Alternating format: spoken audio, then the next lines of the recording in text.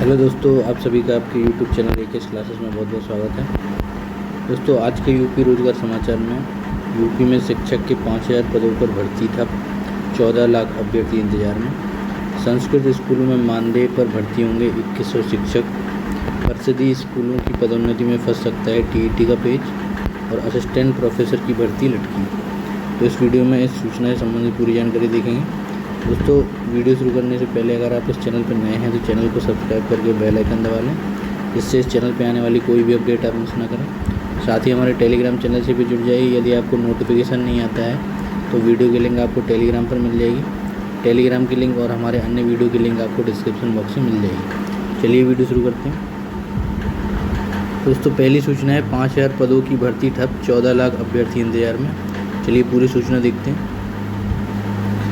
तो Allahabad high court ने उच्चतर शिक्षा सेवा चयन आयोग की लंबित भर्ती प्रक्रिया पर चिंता जताकर नौकरियों का इंतजार कर रहे अभ्यर्थियों की उम्मीदें बढ़ा दी हैं। हालात ये है कि प्रदेश में शिक्षक बनने का सपना संजोए करीब 14 लाख अभ्यर्थियों का इंतजार खत्म नहीं हो रहा है। उच्चतर शिक्षा सेवा चयन आयोग और माध्यमिक शिक्षा चयन बोर्ड में 5000 से अधिक पदों पर आवेदन पिछले साल लिए जा चुके हैं, लेकिन भर्ती प्रक्रिया आगे नहीं बढ़ रही है। शिक्षक भर्ती के लिए नए आयोग के गठन के इंतजार में ये भर्तियां रुकी हुई हैं। असिस्टेंट प्रोफेसर के 1017 पदों पर भर्ती के लिए उच्चतर शिक्षा सेवा चयन आयोग ने अगस्त 2022 में आवेदन लिया था। लगभग 1,14,000 युवाओं ने आवेदन किया था, लेकिन 8 माह बाद भी उनका इंतजार समाप्त नहीं हुआ। मालूम हो कि आयोग में एक अध्यक्ष और 6 सदस्य तैनात थे, किंतु बारी बारी से 4 सदस्य अप्रैल में अध्यक्ष का कार्यकाल भी समाप्त हो गया। इसके बाद सरकार ने नई तैनाती नहीं की। कोरम के अभाव में भर्ती प्रक्रिया रुक गई। इसी तरह माध्यमिक शिक्षा सेवा चयन बोर्ड की ओर से भी अगस्त 2022 में टीजीटी पीजीटी के 4163 पदों के लिए आवेदन लिए गए थे। इनमें लगभग 13 लाख आवेदन आए थे। यहाँ भी आयोग में एक एक कर अध्यक्ष व सभी सदस्यों का कार्यकाल समाप्त हो गया, पर तैनाती नहीं हुई। सरकार की ओर से बेसिक, माध्यमिक, उच्च शिक्षा आदि की शिक्षक भर्ती के लिए नए आयोग के गठन की लंबी होती प्रक्रिया इन 14 लाख अभ्यर्थियों पर भारी पड़ रही है। यही वजह है कि अभ्यर्थियों ने हाई कोर्ट का दरवाज़ा खटखटाया है। तो माध्यमिक व उच्च शिक्षा के लिए अगस्त 2022 में लिए गए थे आवेदन, और ये भर्ती प्रक्रिया अभी भी शुरू नहीं हो चुकी है। वैकल्पिक व्यवस्था से पूरी हो भर्तियां। प्रतियोगी छात्र मोर्चा के प्रदेश अध्यक्ष विक्की खान ने कहा है कि सरकार ने अभ्यर्थियों से आवेदन के माध्यम से करोड़ों रुपए सुलझ लिए, लेकिन उनको अपना भविष्य अंधकार में दिखाई दे रहा है। असिस्टेंट प्रोफेसर व टीजीटी पीजीटी के अभ्यर्थियों के बारे में सरकार जल्द ठोस निर्णय ले।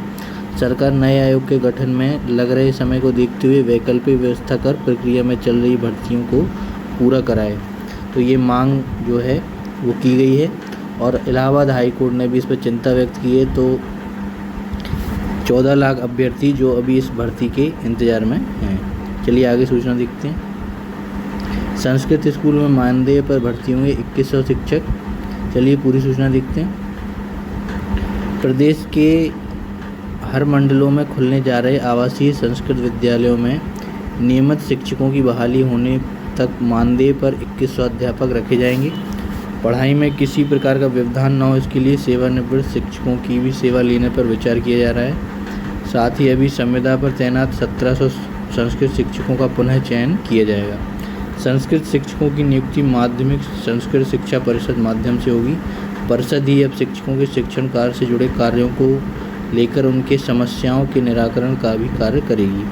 अब तक की व्यवस्था के अनुसार संस्कृत विद्यालयों के लिए उत्तर प्रदेश माध्यमिक शिक्षा सेवा चयन बोर्ड से शिक्षकों की भर्ती होती रही है। इसमें काफ़ी समय लगने की आशंका है, लिहाजा सरकार अब संस्कृत विद्यालयों के लिए नियुक्ति की जिम्मेदारी संस्कृत शिक्षा परिषद को देना चाहती है। इसमें भी एक पेच फंसा है। परिषद को अधिकार देने के लिए कैबिनेट से निर्णय कराकर दोनों सदनों से पास कराना होगा। इस प्रक्रिया में भी वक्त तो लगेगा। ऐसे में नया रास्ता निकाला गया है कि नए विद्यालयों के प्रारंभ होने से पहले मानदेय पर शिक्षकों को रखा जाए।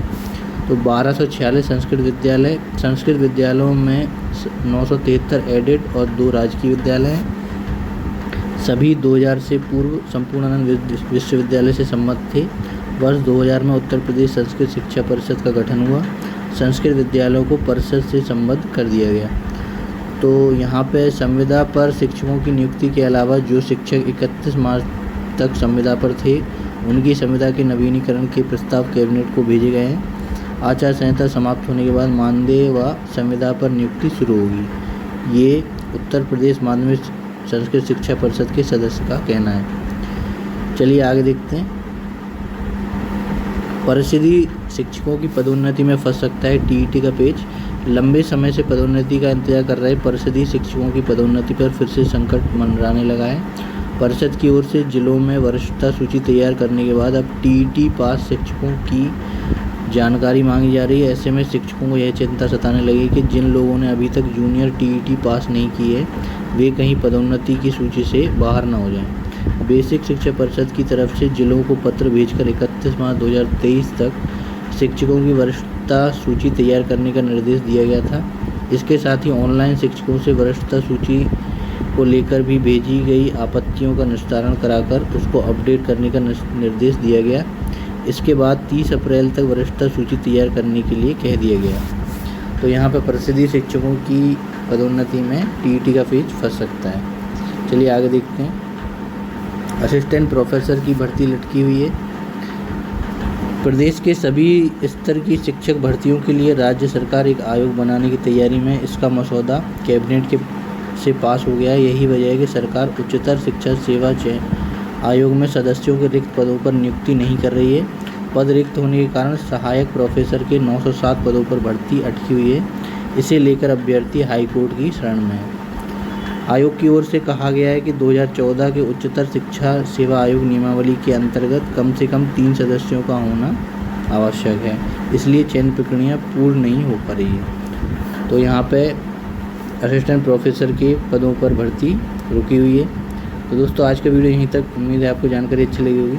दोस्तों अगर वीडियो अच्छा लगा तो वीडियो को लाइक करिएगा और दोस्तों के साथ ये वीडियो ज़्यादा से ज़्यादा शेयर करें, जिससे सभी तक ये जानकारी पहुंच सके।